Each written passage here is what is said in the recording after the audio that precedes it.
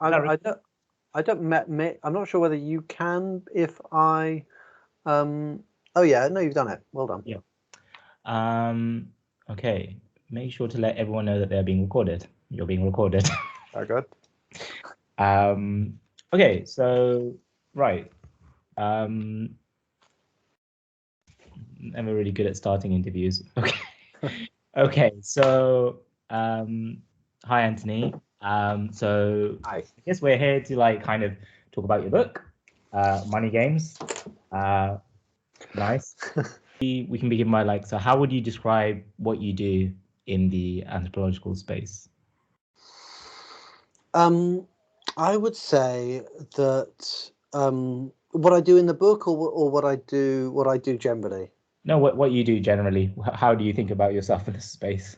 Yeah, I guess I mean more increasingly I see myself as kind of on the edge of anthropology and economics, and as someone who I'm someone who thinks about the way that economic systems are lived in reality, and how kind of I think I think I think my primary kind of interest is really about rules. Rules, or I'm drawn to economic rules, or games as rules, because they're kind of the most sedimented, the most kind of explicit instance of rules that we see in our lives, and they're the most kind of like um, uh, most obviously and deliberately manipulated in an observable way, and I find myself interested in how rules change as a kind of as a little sort of mental model for how other aspects of the human condition, human societies, etc., how those transform. Nice. Okay. And okay, I guess that kind of answers some of the questions. But so how did you get into gambling? I got into gambling, and this is a story I've told a few different ways, but I'll go my favorite route, which is that I originally wanted to go to Najaf in Iraq because it was being planned as being a city that was going to be completely rebuilt after the Iraq invasion. But that got scrapped and everything, and Iraq became more of a disaster. And I was scrambling around for a topic, and I sort of landed on the idea of that of numbers and animal understandings of number, like the extent to which a predator knows how far away their prey is, Mhm. and therefore how different is that as a concept of number from a human concept of number. So I became really interested in how whether there were alternative mathematic systems that could help me to think through things like different economic systems. And so I read a couple of books on it. There aren't very many on this topic, but I read one by Yadra Mimica, Mimica, which was about a small group, a small population in the Highland Fringe of Papua New Guinea. The book is called Intimations of Infinity, and it's about how how their mathematical system plays with the infinite and the infiniteness of their creator deity, in order to sort of play with scales and to allow them to sort of work through the whole of the universe, and mix cosmology with kind of everyday practice. And so I was just completely besotted with it.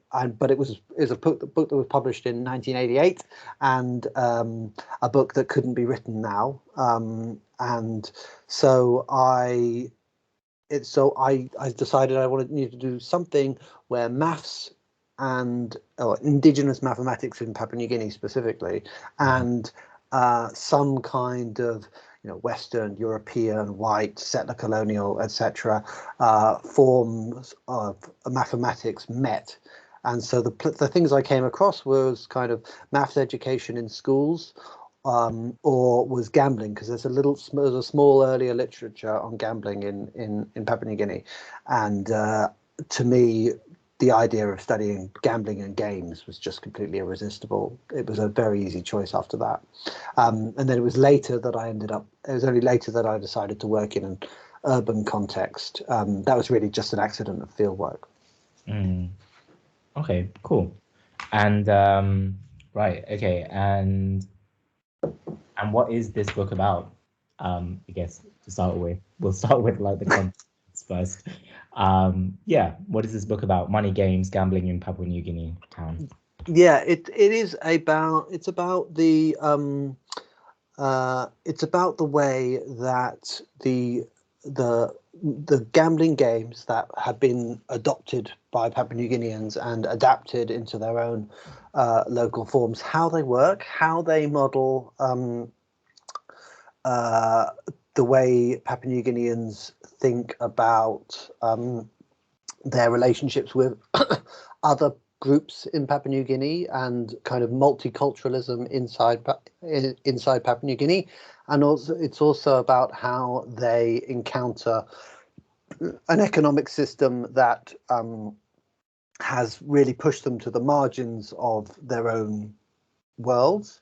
I mean, there are very few non-Papua New Guineans as a proportion of population in Papua New Guinea, but they're almost always much wealthier than local people. And the way that the economic system works in Papua New Guinea appears very incomprehensible to people there. And so gambling became a way for them to think about it, and a way to kind of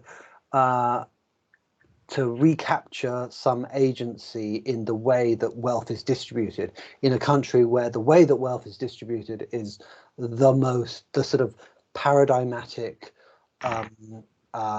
way that people measure success in personal success, not necessarily the accumulation, but the control over the distribution of wealth through through direct distribution, but also by building consensus between people. At least that's in the area of Papua New Guinea where I do my work. That's the case, and it's about understanding the frontiers of different economic systems through playful activities that use currency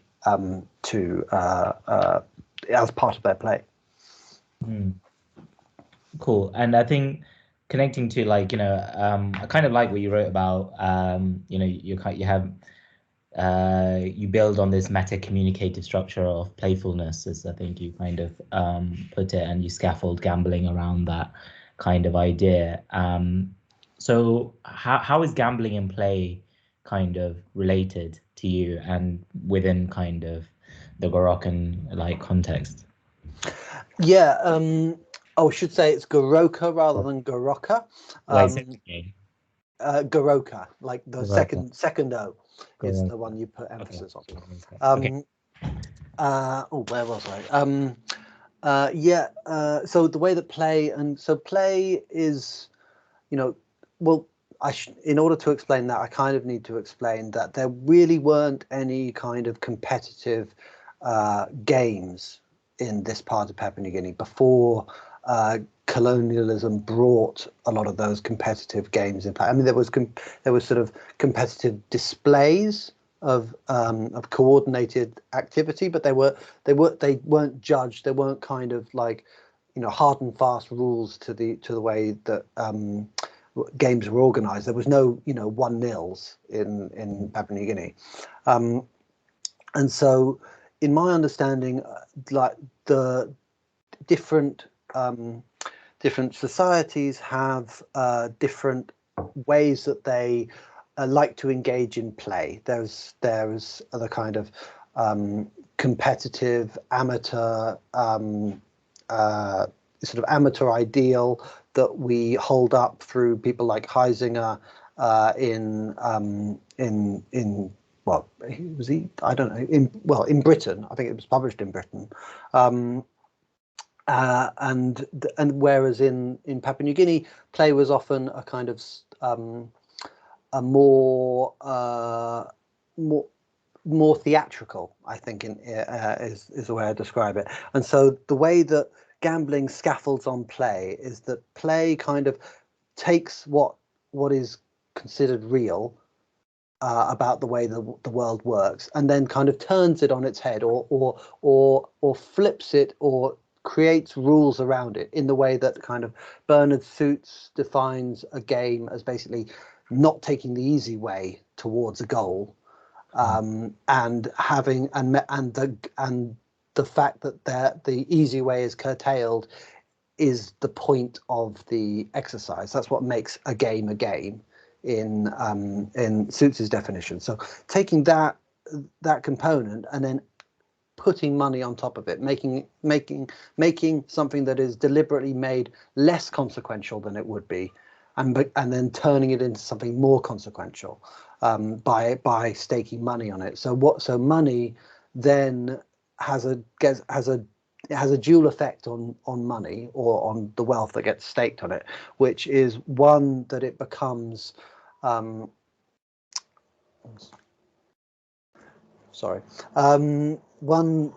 that it becomes less. People denude its value. They make it seem like it's worth less to them, and at the same time, the importance of the importance of winning is, carries value beyond it. So it kind of increases the value of money and increases the kind of or decreases the kind of subjective value of that money for the players. That's interesting. It kind of reminds me, when I was reading that, it kind of reminded me of kind of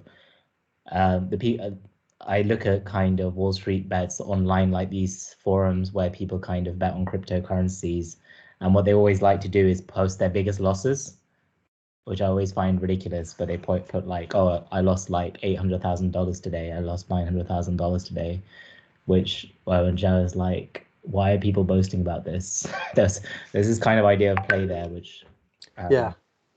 I mean, it turns you into a god, right? I think this is one of the things that comes up really, gets across really strongly in like the small literature on gambling in Mediterranean countries. Especially in more kind of like male macho cultures.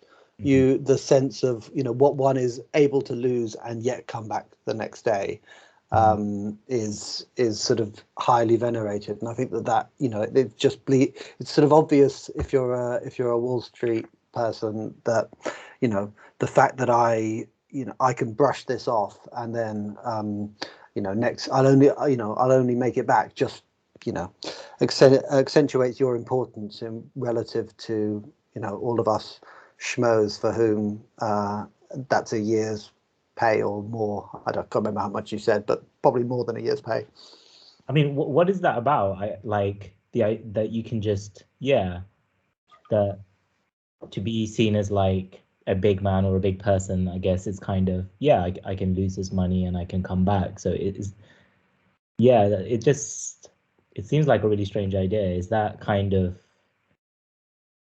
of way of thinking have any kind of particular like origins anywhere, or is that just very peculiar concept idea? I think it's very common. There's two matters to consider. The first is the extent to which it is your own money. I think for these people it's probably not their own money. They might make some margin on it, but if they're betting for someone else, then it doesn't have the same kind of consequence. And then I'm just always taken back to this picture when I think of these kind of things of the man who adopted me as his son in Papua New Guinea, who was very fond of chewing toothpicks, and his way of showing his his ability to lose a lot and come back was that to go into these slot machine joints and break his toothpick in half and jam it in the side of the continue play button in two different machines, and then on either side of him, and then like tap the one in the middle to have the same result. And so he'd run through what was at the time £12.50 every 90 seconds per machine. I can't do the maths on that, but in Gorokan terms, a lot of money, and in a very kind of obvious way. And it was, it was enthralling to the people in the joint, the slot machine joint, because most of those people could, really had to think hard about whether they were going to put another note in the machine to play again, and to watch someone who could, those people have to kind of pay to play. They have to pay to be part of that that conspicuous consumption, and the thing that makes him or other people stand out from others is their capacity to not have it break them. So I think, being able to post that loss and laugh it off must, there must also be a personally cathartic part to that. There's got to be some kind of therapeutic value in positing yourself as the kind of person who can come back.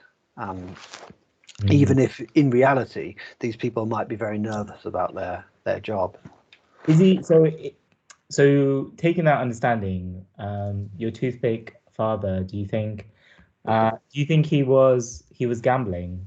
Because in some ways he's not, I guess. He's kind of just, it's kind of like, yeah, I mean, he's not, if he like, was he emotionally invested? Like what is he gambling, do you think? And because you have quite a precise definition of gambling that you kind of seem to use, right?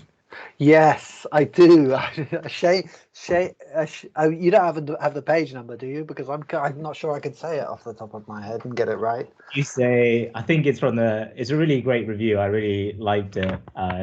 The review wrote for gambling. I think you say, gambling occurs when a person commits one or more valuable items to an event or series of events packaged together, and where the results determine a loss or win at a rate agreed before the final stake is committed. Yeah.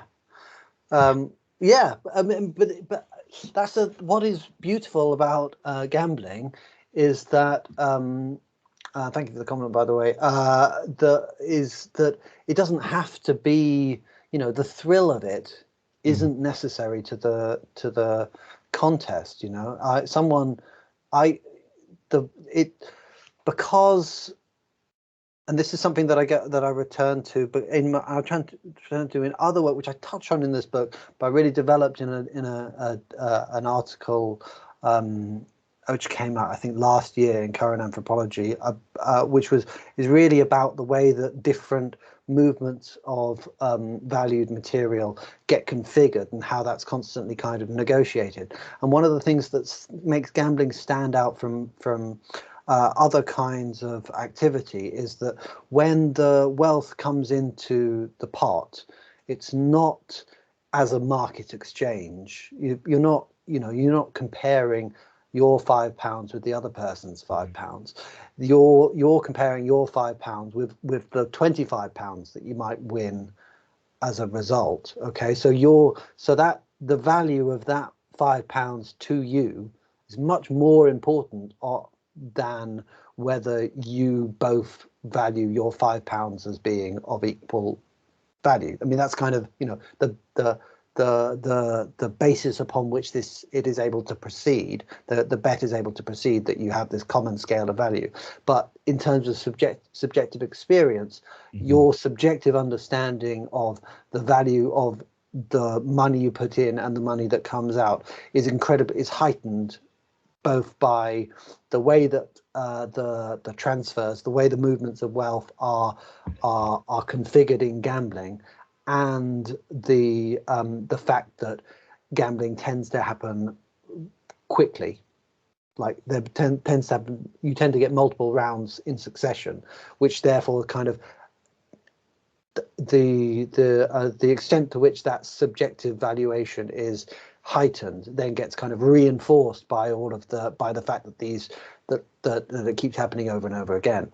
And so, to circle back to where I began, the point of whether it's gambling, it's still gambling if I don't care about the £5, but you really care about the £5. So like one of the things that happens on these big, I explained this in the book, I think, through these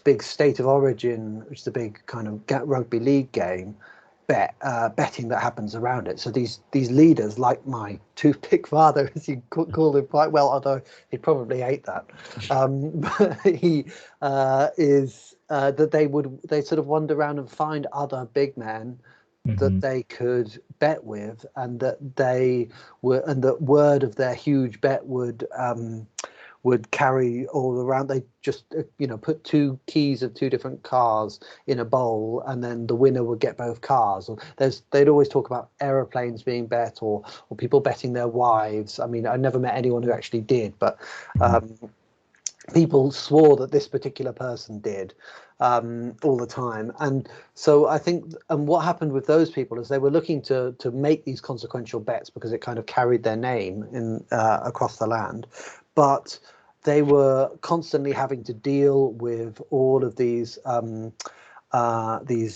lesser men, these normal people who would come and they'd bet 80 kina, it's £20, or something like that, 20 kina, £5 with them, and they just have to say yes. They just honor all of those bets, whether it mattered to them or not, because what matters is the terms by which you're able to engage with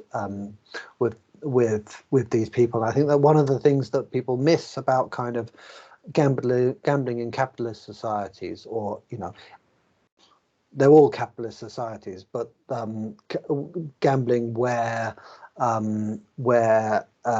capitalists control the form of gambling, is that people play against them as a way of kind of playing against the control that people have, the control that system has over their relationship to wealth, their need to feel, they need to be thrifty.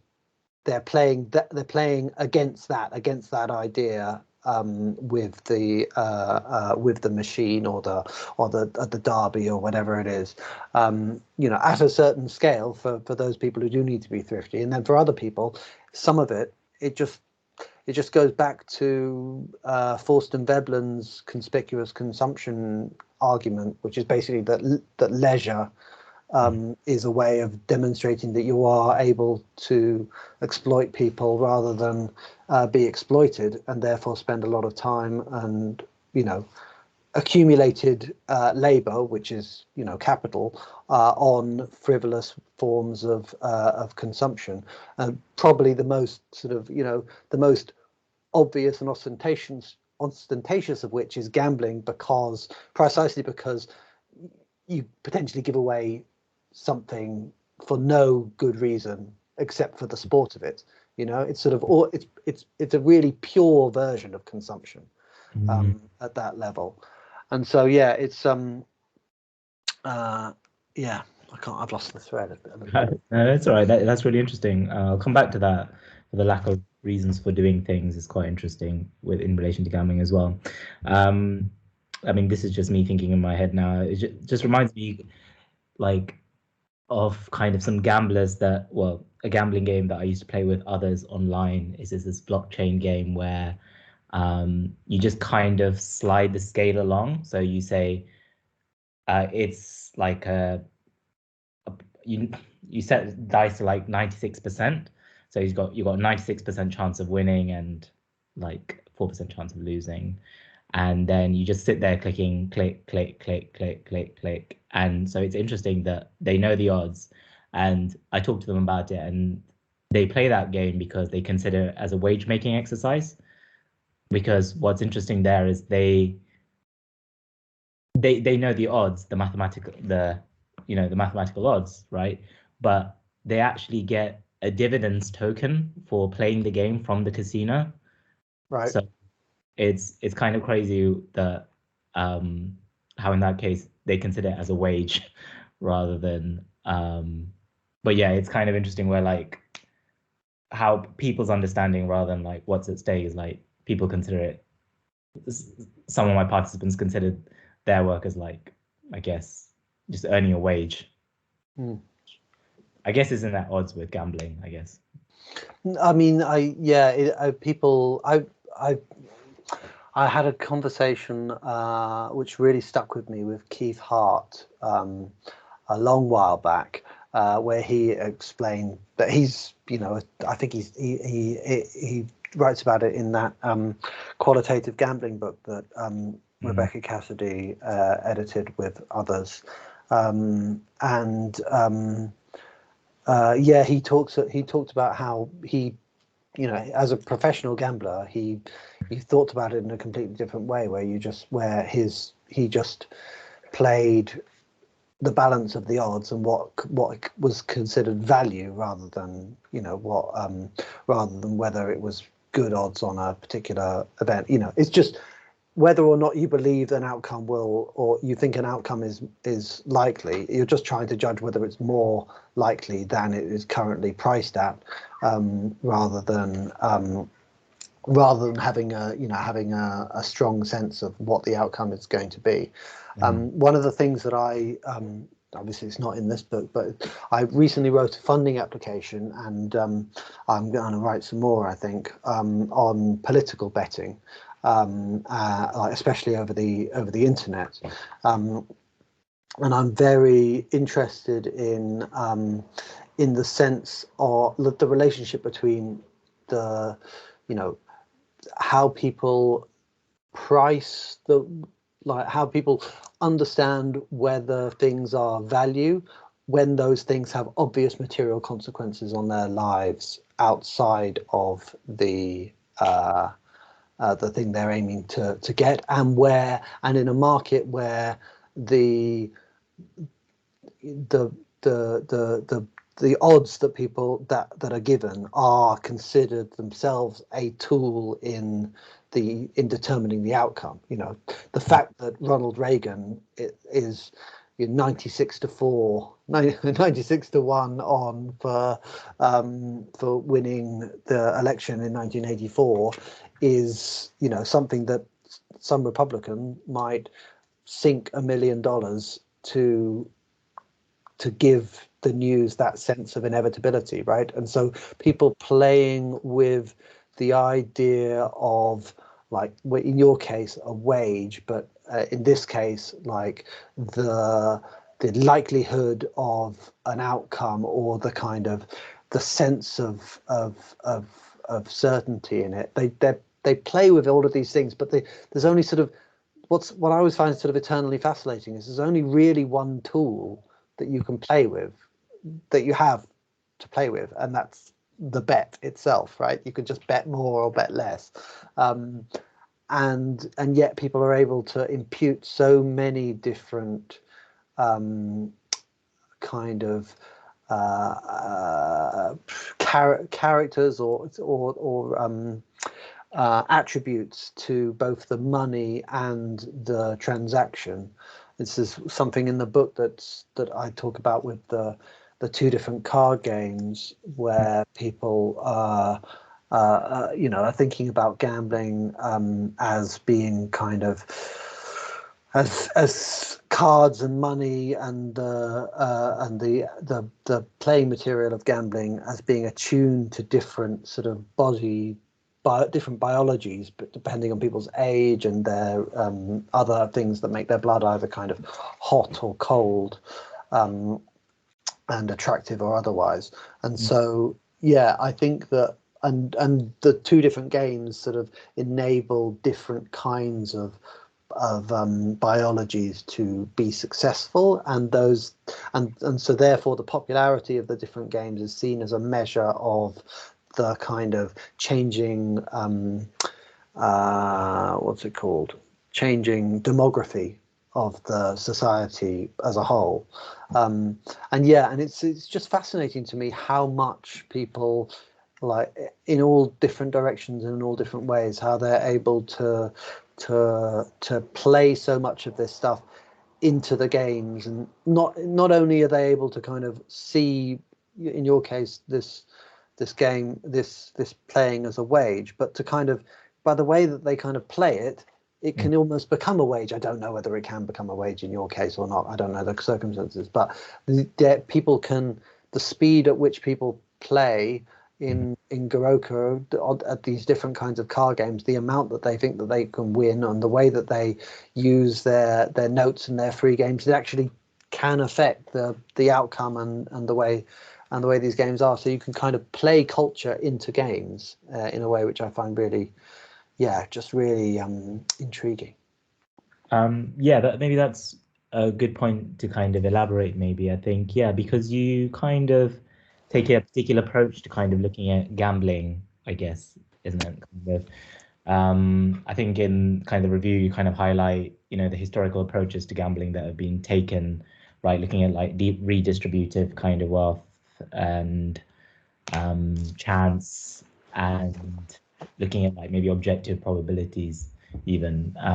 But you take kind of a different approach and kind of looking at situated in like, maybe like looking at cultural meaning and how it might relate to the actual actions that people are doing within the game, right? Or so how would you explain your approach to gambling? Well, it's just a kind of tactical agnosticism, I suppose, and taking that kind of tactical agnosticism as a first principle, because I sort of assume that the sort of the conceptual framework that people understand the games that they have a part in creating and elaborating, they're able to that the way that they then enact it has effects on the way that the game functions, and therefore sort of, because it's also, as we've already mentioned, something that people put money on, and therefore has consequential effects in the world, that then kind of fuels that logic to come into being in those people's worlds. And so I find that, like, well, I'm able to take this kind of to take this agnosticism as to what the determining causes are in games. I'm able to do that in Papua New Guinea more effectively than I would be able to do in Las Vegas, because, as Natasha Dalshul points out really well in her book and elsewhere, that people are, there's a whole industry set up to kind of manipulate those possibilities, and to kind of create an inflexible system of determination that can then be kind of hidden from the player, who then sees their own agency reflected back at them through the screen, but it isn't what's actually happening underneath it. It's actually all happening through random number generators and what have you. So I get that kind of creative license to see how creativity can be kind of can be explored in games, and particularly in gambling, because it's so much more consequential. That because I'm working in a situation where 95% of all the gambling that happens in the place I work in is small scale cards, dice, coin flips, bets on outcomes of sporting events in foreign countries, all things that don't, they where the causality is kind of up for grabs, and deliberately so. Like it really matters to Papua New Guineans that they don't bet on local rugby teams, because in a world where the enhanced, where mental states can affect other people's physical and mental well-being without them knowing about it across across space, which it's kind of what I would call like low-level witchcraft. Just kind of the sort of psychic interconnectivity of people is taken very seriously, and therefore if you want to have a bet on some rugby game, you best not be betting on a game which has got Papua New Guineans playing in it, because those people are biologically susceptible to that psychic interconnectivity. So for Papua New Guineans, the idea of creating a kind of level playing field where all the different like ideas of causality that come from all different beliefs across this sort of famously diverse country are able to get a fair shot in determining the outcome. It's just really important to people, and therefore that's what kind of makes it a kind of a really interesting kind of proving ground for different ideas of causality, which is really important in or at least I understand it to be really important in the way that we theorized Melanesian societies, but I think also just kind of like interesting in terms of the gambling studies kind of community, because it's not so it's sort of unusually and radically symmetrical.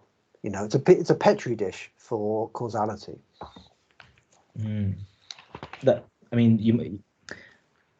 I was just wondering when you were talking about it, has kind of when did you do this field work, by the way? So the first field work was 2009 to 2010. I've been back 3 times since then, but none of those really played much part in this book. No, I was just wondering if the effect of like mobile phone betting and like has that had an impact on like would people still not bet on like PNG rugby matches, or has that shifted more recently? No, it hasn't shifted. Actually, it may have changed now, but I've been kind of keeping my eyes open for mobile money and mobile betting in Papua New Guinea ever since I realized it might be a thing. When I returned in 2013, I was looking out for it. 2015, I was looking out for it. 2017, I was looking out for it. But it's really fell flat, this this mobile money in PNG. People mainly use it to get a price for coffee that they know before they get to the market, where they're kind of stuffed and have to sell it at whatever price they get given. But it tends not to be used, and one of the things about sort of money in this part of the world is that its visibility is really important, and it's often very publicly displayed. And so it can be a useful tool for getting around that, but it's not a very useful tool for betting with, because people use credit as currency to an extent, and there are kind of very small scale promotions and promotional games, but there's a lot of distrust of the technology, and it just hasn't taken off, and it doesn't it's not redeemable in a way that makes it useful for the kind of low level gambling that I would generally be looking at. So in the village, for instance, or on the roadside, you'd have people who just been working in the gardens all day, and they've got, I don't know, a dozen corn on the cobs that they bring to the road. They sell some of that. It makes them 50p or a pound, and then they might gamble that, and if they're lucky, they might end up with £2.50, and they can buy rice and noodles and a can of tinned fish for the family, or they might get lucky and they get to drink beer with their friends. But it does, betting on these. Partly betting on these things it can't be easily converted into currency which they can use at these kind of informal trade stores in an easy, usable way. It's not like where you tap your card and you can pay for things, but it's partly also that losing is something you want to do with people who are in your community if possible. Because losing often means you get a free cigarette or a free betel nut, or that people feel sorry for you and share their dinner with you, or whatever it is. So quite often it's partly a social thing, and it's partly just the fact that you can't win and get your money all the way home, not without spending some of it on people who are there, but you equally don't necessarily lose everything when you lose. That's so interesting. And no one's trying to make that big fortune, right? Or are they? Or is it just because it sounds like just everyday kind of forms of gambling? No one is anyone actively trying to think like, okay, I'm going to buy this big money to escape from this place? Or there do exist those games. So there are speaking again about the village rather than the town, there were, well, actually I should speak about the town instead. There's some sort of traditional landowners who own land in the town. They have these kind of you have all these public administration buildings, and then suddenly a house where you don't think that there would normally be a house in this part of town. Often they hold sort of illegal gambling underneath their houses because they're all raised up on platforms, and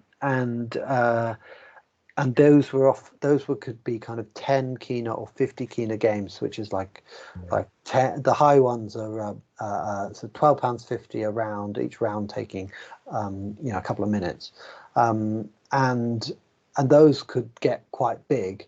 And then there are kind of in-market forms of gambling where the stakes can rise as high as 1,000 kina over the course of a day, which is transformational money for these people. But if this is the topic that you study on an everyday level, and if you're just looking at it by sheer amount of gambling taking place, it's 80% of it is this really low level community building activities.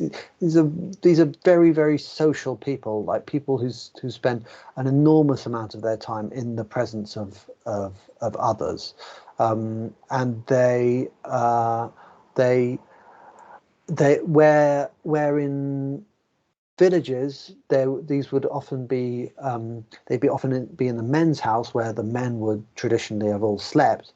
They would gather in the evening and tell stories and do guard duty, where stories has given way in large part to gambling and to church services. So so gambling is kind of a sad relic, or not a sad relic of the kind of collective activities. But these are still people who feel the need at come 3-4 o'clock to just be in close quarters. It's a very large place. There's no reason why people need to be so cheek by jowl, especially in villages.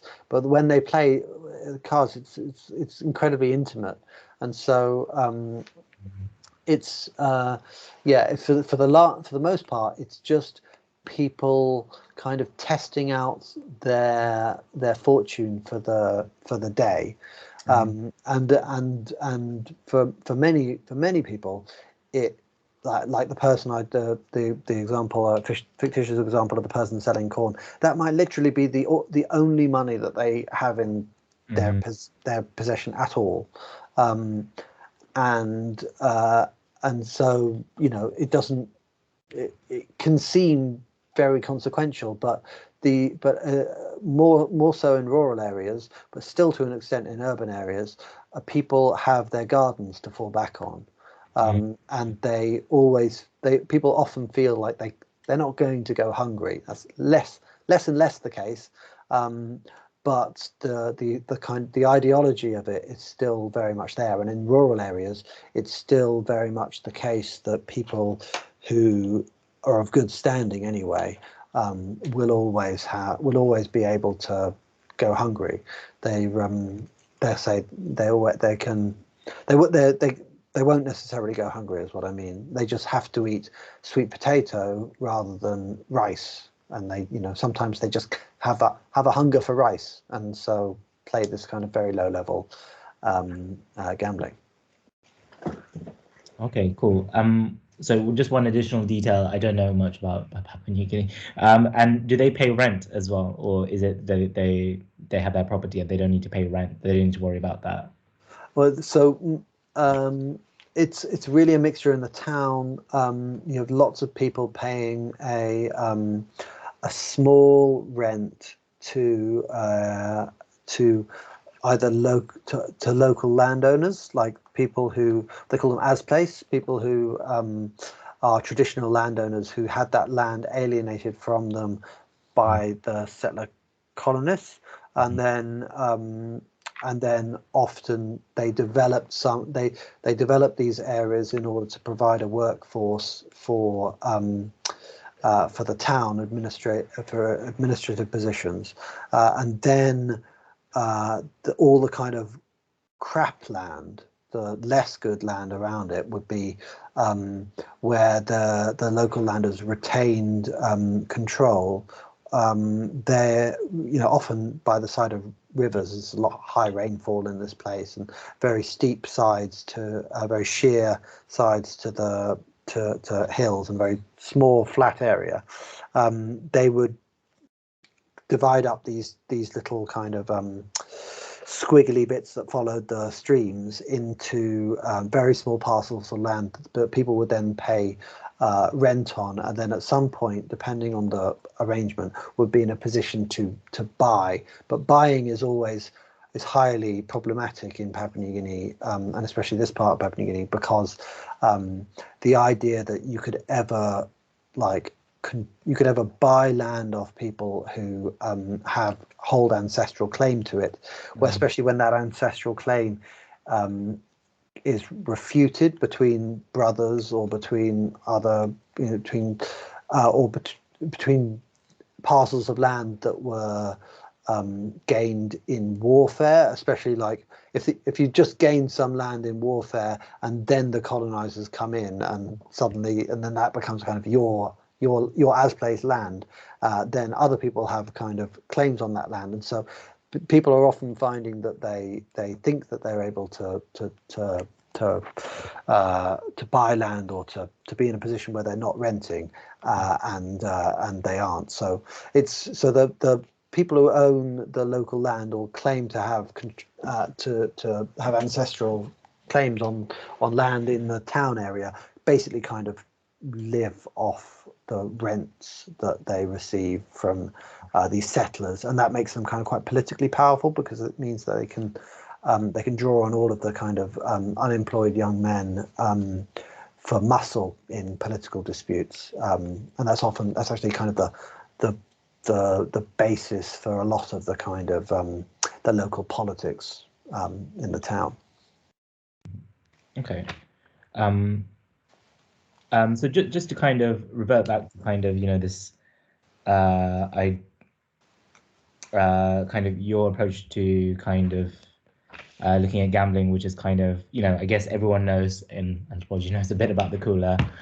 So kind of as a Melanesian anthropologist, you kind of draw a relation between this game, Queen, Yeah.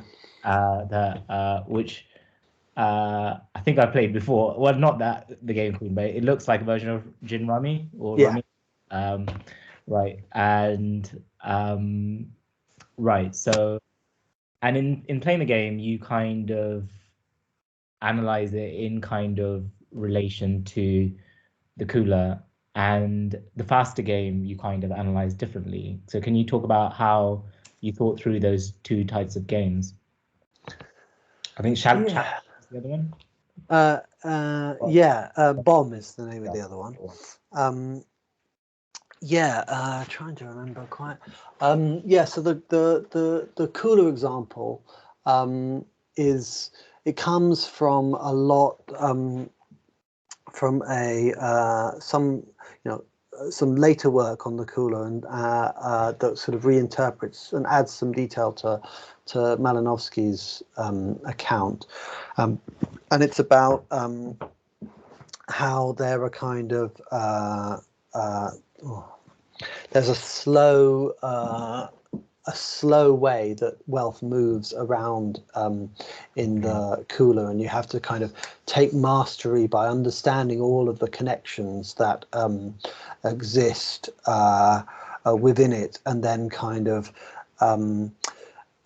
once a person, a potential kind of cooler champion, is in a position that they know where every object is and what those people's debts and kinship relations are across these, you know, not just their island, but many islands on either side of them, to track where these cooler objects are moving. Then they're in a position to kind of objectify the game and work and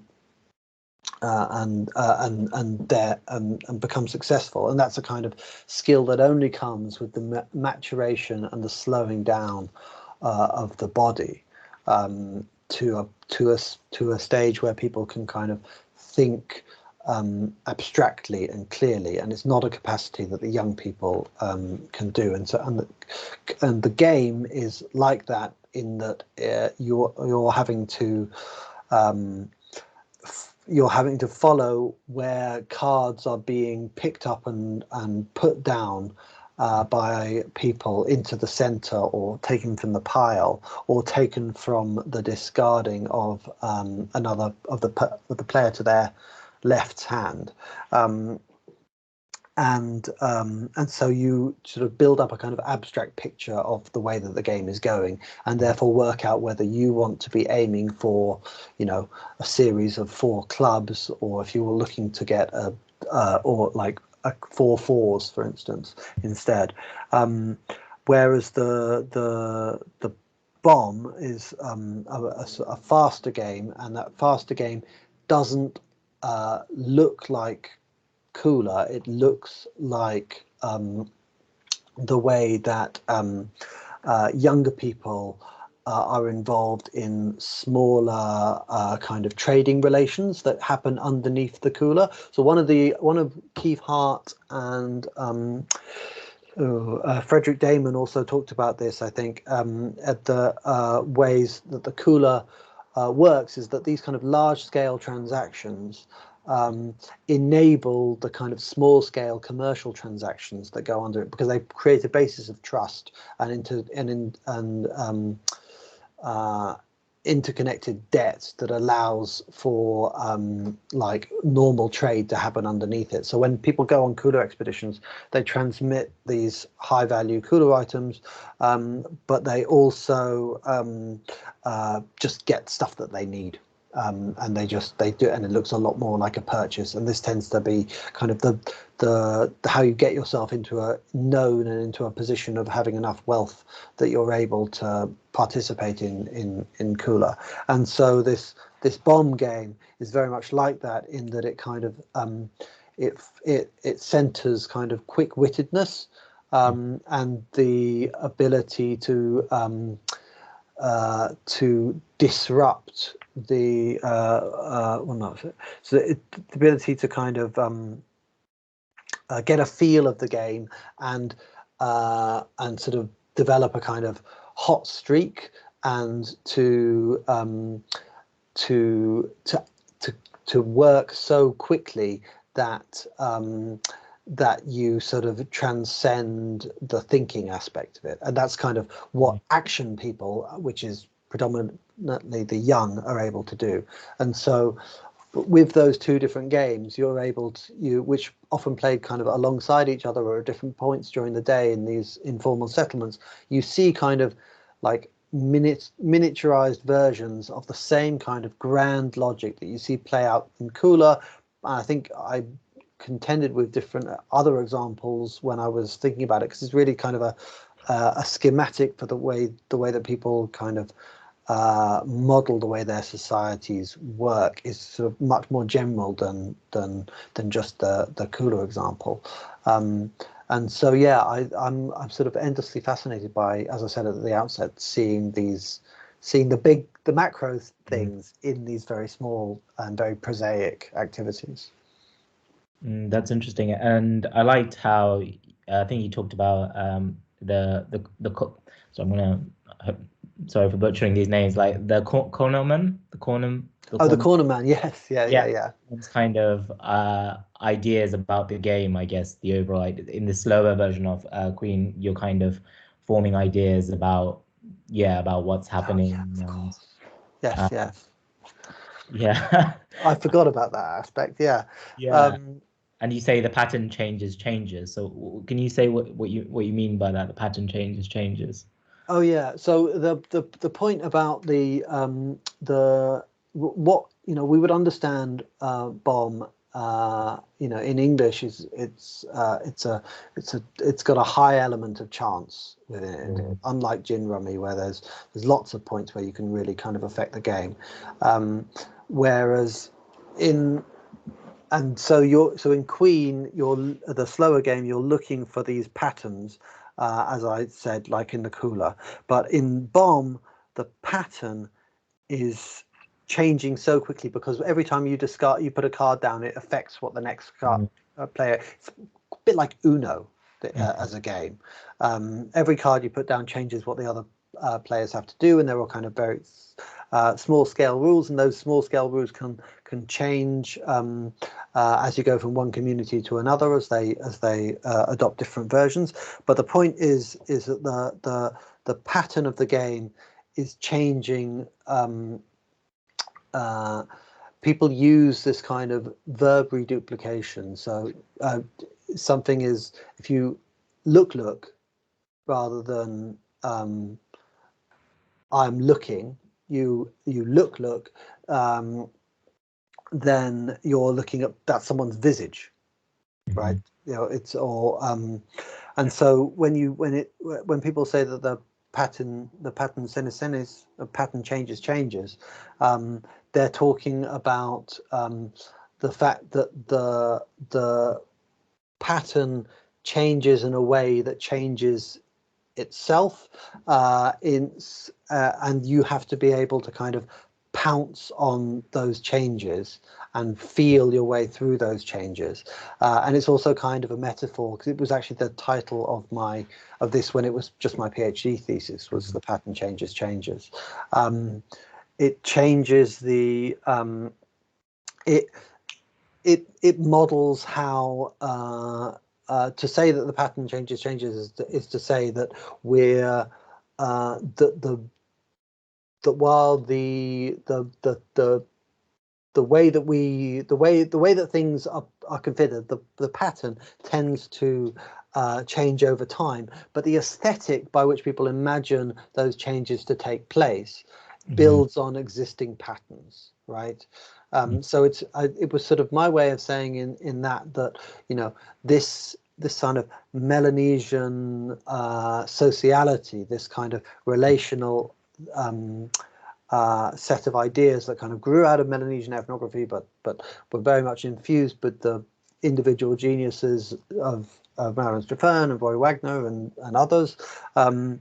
They, you know, those the aesthetics of that, or the kind of the rolling logic of that continues to play out and take new forms, and the people are kind of aware of that transformation and build it into their understanding of the way things are. And so in my understanding of the way people gamble now is that it's kind of the direct, if kind of, you know, on a day-to-day level, quite depressing relic of the kind of large-scale exchange systems that existed before, but they model out this kind of aesthetic in a way that I use the term pragmatic in the book, that kind of, you know, iterates new forms, but each one of those new forms sort of is obviously a direct correlate, or has the kind of, or you know, contains 90% of the aesthetic that preceded it. Yeah. Interesting. And I guess it's kind of theorizing change within anthropology, which is always kind of difficult, but I guess, yeah, and I guess is your kind of take on it. Yeah. Gambling.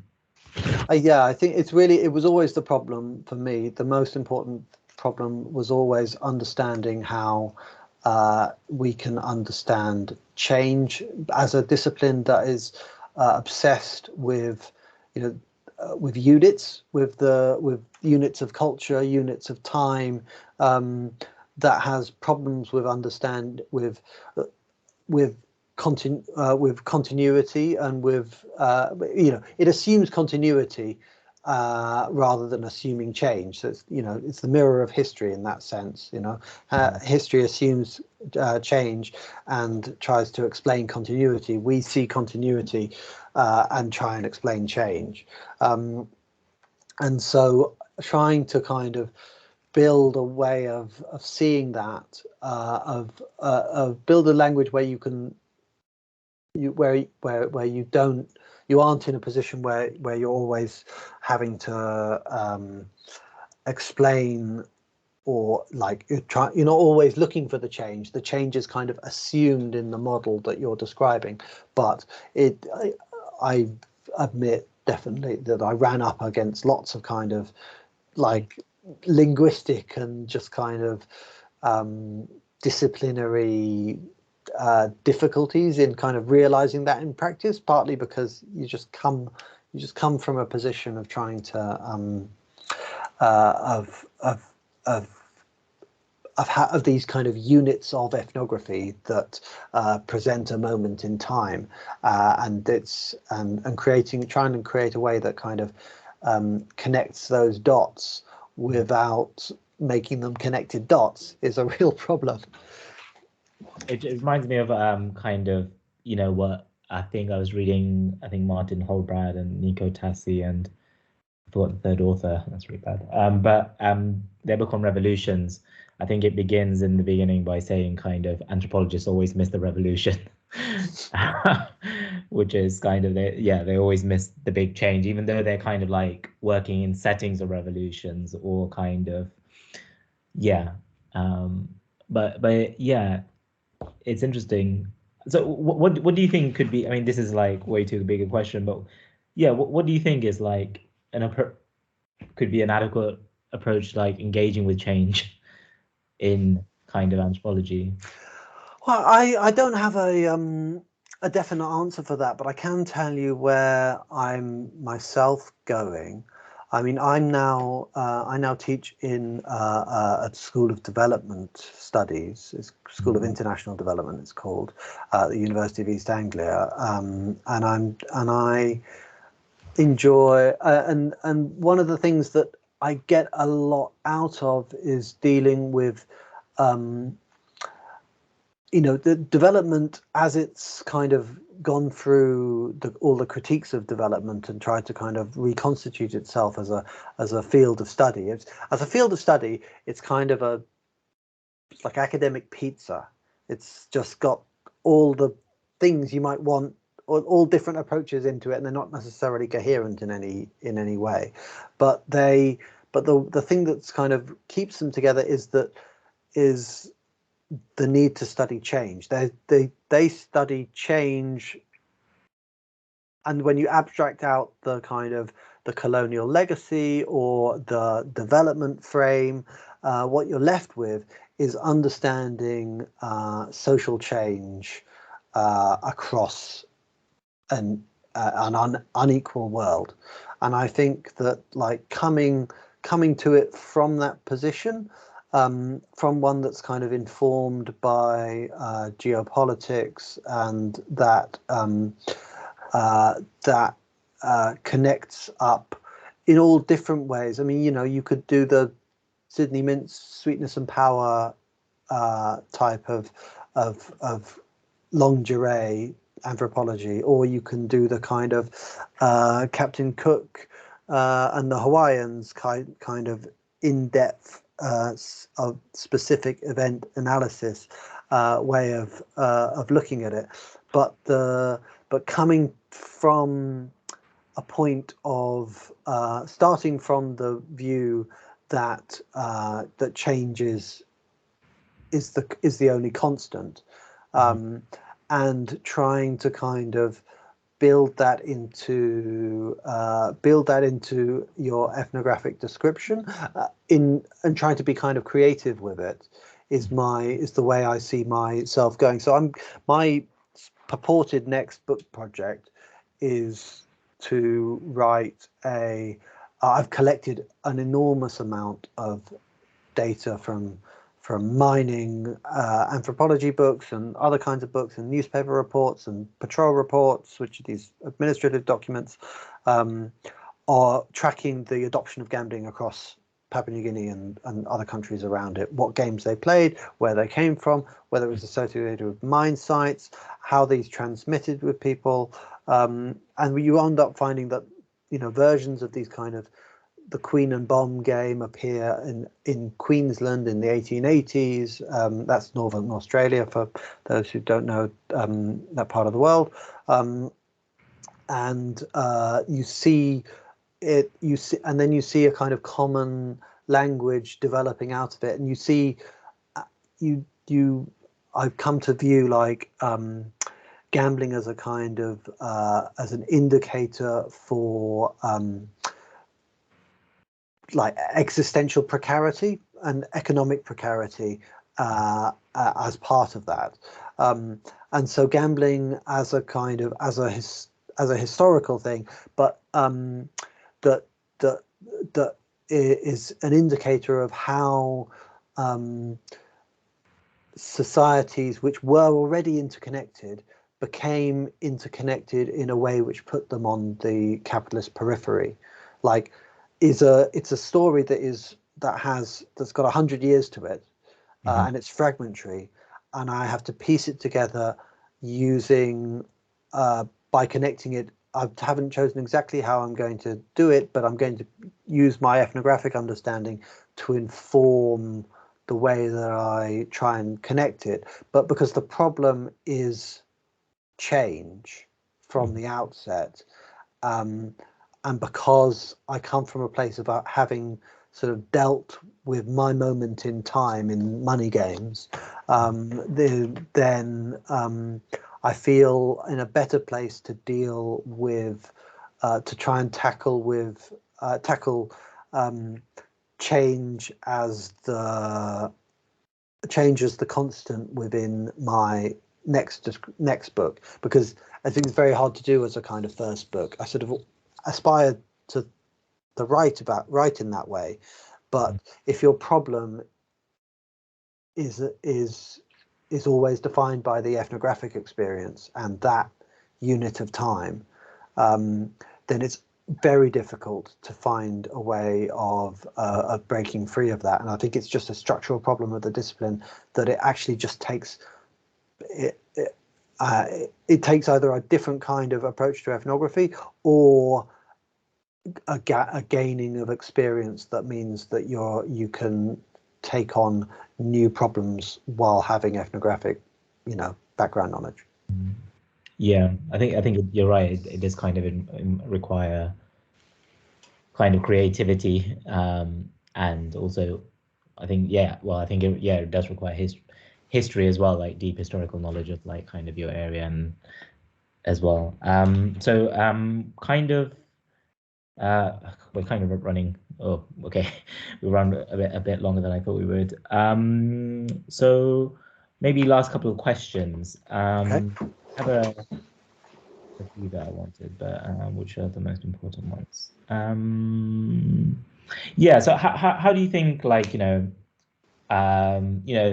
probably got this question all the time, like, okay, so like, why are these kind of extremely, like, interesting analysis of like kind of gambling in PNG, like, on the why is that kind of relevant to kind of like, gambling in UK or US or the metropole, or should it, or does that even matter? Or like, how do you think your kind of analysis might help someone looking at gambling like closer to home? Well, I used to make an argument in those terms. I don't, but I actually think that the grounds have shifted a bit. But I'll try and answer it specifically within those terms first. In the it, the this because it's kind of a petri dish for creativity, and for engaging with money, and because the kind of the way that people are able to play with the constraints of the way that money works through things like gambling, and it's not so controlled. It gives us a model for how we might think about being more creative with how money works, how we can put money to better use for the general well-being in our own society. But that works on a sort of quite abstract level, I think. But the reason why I say I don't generally think in those terms now is that there is a huge boom. The big boom in gambling is not in the metropole. It is in sub-Saharan Africa. It is in Latin America. It's in parts of China and Asia. It's in the Pacific as well. It's these forms, gambling in societies that either didn't have it or that weren't experienced, didn't have a combination of like really strong we didn't have access to gambling in the way that that people now have it, with access to kind of sports betting and to betting terminals, and to slot machines and so forth, and also more importantly than any of those things, internet gambling. So the spread of the internet through mobile phones to people enables them to, and cheap smartphones enables people to engage in lots of new kinds of gambling that are going to, because gambling is in the metropole, it's a place where people are most creative with money and ways to pay, and ways to extract wealth from people.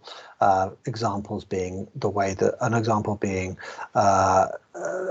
their cash machines in casinos advancing you 3 days of your limit, and then charging you the next 3 days. So things like that.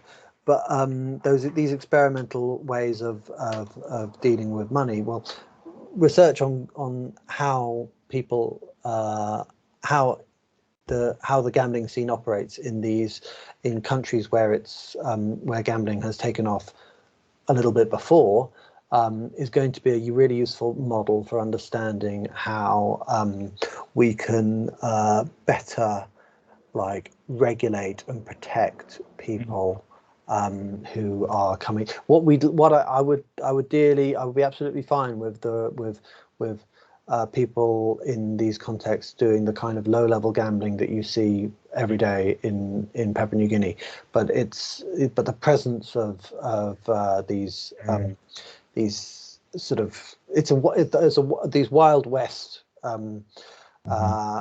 gambling operators who you won't be surprised to learn tend to be from former colonizers with connections, basically. They stand to reap massive rewards from people who don't need it. So I tend to justify my research in those kind of terms these days, and let the kind of the extent to which my work is thought-provoking to other people. Yeah, I think I also found useful kind of your thinking on what abstraction means as well, which I thought was interesting as well. What does it mean? I think, but yeah. Yeah, I like that. It was fun doing that bit about the nature of abstraction being if you're abstracting from a different concrete, then your abstraction can take a different form, and that allows you to abstraction. It has a particular, which I kind of liked, and kind of I think you were making the argument that kind of maybe the Zelizer approach as well, which is kind of really great in this context, but it also could be this reaffirming the abstractness of kind of money. Which I quite liked. And okay, so how do you think your idea of gambling comes up against investing, speculation, trading, contemporary ideas of those? Because I think a lot of these kind of online products are being sent out through a confusing mix of those kind of languages as well. And also, what maybe a separate question to that, what do you think of gambling in the context that, post especially post 2007 to 9, we kind of use gambling as a metaphor to critique the banking system as well. Yeah, I think those are kind of eternally valid critiques. I think we're going through a phase we're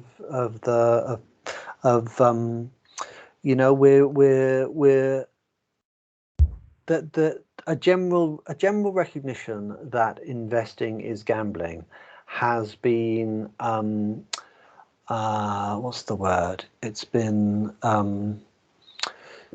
mobilized. It's not quite the right word, but it's been jumped on by these kind of investment organizations that basically use lack of knowledge of the market and sort of similar kind of betting, gambling machine technology, to kind of hide the real advantage from people, to hide people's, obscure any way of getting genuine advantage from the people who participate in them. So they've turned investing into gambling, but called it investing. I mean, they've called it investing in the process, and they've kind of, given people the general notion that you'd be a sucker not to be part of it, because all these people are simply gambling anyway. And it just screams 1920s, doesn't it? I mean, everyone getting in on the stock market because it's their ticket to success. These blockchain currencies. They're just bubbles. I mean, it's not a surprise that Elon Musk isn't keeping his blockchain investments secret for a reason. There's a reason he's telling you he's investing in these things, so that you can make him make a profit. Why he needs the money, I don't know. But yeah, I think that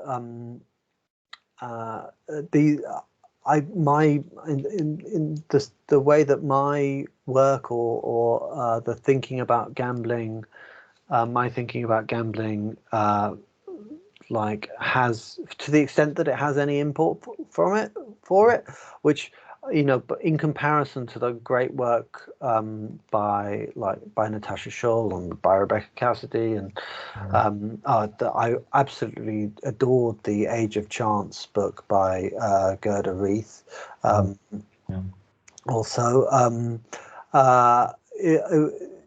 which documents how the these things that document how people's understanding and experience of capitalism gets internalized in kind of in popular understandings of chance and the promotion of chance as a thing that people need to engage with. My work is it's on the offbeat of that kind of work. It's documenting a place where chance is not the accepted framework for understanding the causation of events, and where it's not where ideas of probability are not generally understood, and so it's it gives, because we are so entrenched in just kind of documenting how we got to the point where we understand the extent to which chance dominates our perception of things. There are many great books that they often get to a similar point, which is just trying to diagnosing our blinkers. But if you're going to think about different ways that you might consider causality, and then how you might populate the world with things that look superficially similar to us but see them through a different lens, then you need to do work in places like Papua New Guinea, which have and take their ideas of causation seriously as a kind of as a frame, because they're not wrong about the way that their causality works. I mean, I wouldn't be able to prove them wrong, and so there's there's value in understanding in the age of the Anthropocene the extent to which we are we are mutually independent, and that should feed through to our level of understanding what we can abstract out of our understanding of causality, and how much we can rely on this idea of chance to dictate the way we approach decisions of profit and loss. And I think that we need a more holistic view, and one place you're going to find that is somewhere like Papua New Guinea. Great. I think that's a really good point to kind of end there. Yeah, great. Thanks, Anthony. It's been great talking to you. And yeah, it's a great book. I really enjoyed reading it. Thank you. That's my pleasure. Is this the end? Are we just cut now? Is it cut? Yeah, I think so. So. Unless you wanted to say something. No. I just wanted to. I wasn't sure if you were going to. Oh no. Just leave, if that was actually goodbye. I think I'm just going to stop recording now. Hold on one second.